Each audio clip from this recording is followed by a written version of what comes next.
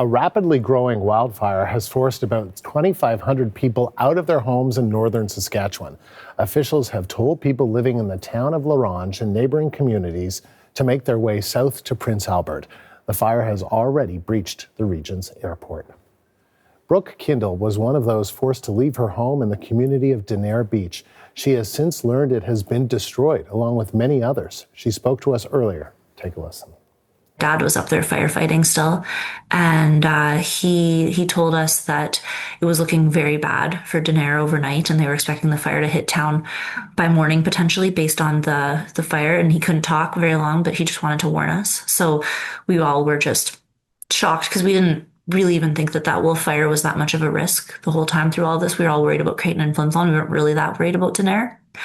And yeah, so then that night we just stayed awake and watched some of our friends that were firefighting, their Snapchat stories, what we could see from people that were still out in the community helping.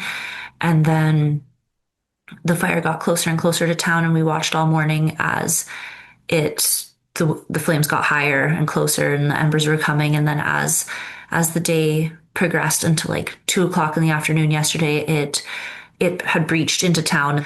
Well, yesterday we all sat around on Facebook together on our neighborhood group, and we shared video camera footage from our cameras of our houses until each one sequentially lit on fire. And then at one point, the only one that was left was my Tesla. It had the temperature outside, so that's how we knew, because we lost power for about 20 minutes before my car exploded. So we just watched the temperature until that rose, and then that pretty much confirmed that everything in our yard was gone. So yeah, it sounds like there is some structures standing, but I'm not sure how much yet. They're just getting crews in there this morning a little bit and working on figuring out how much is left.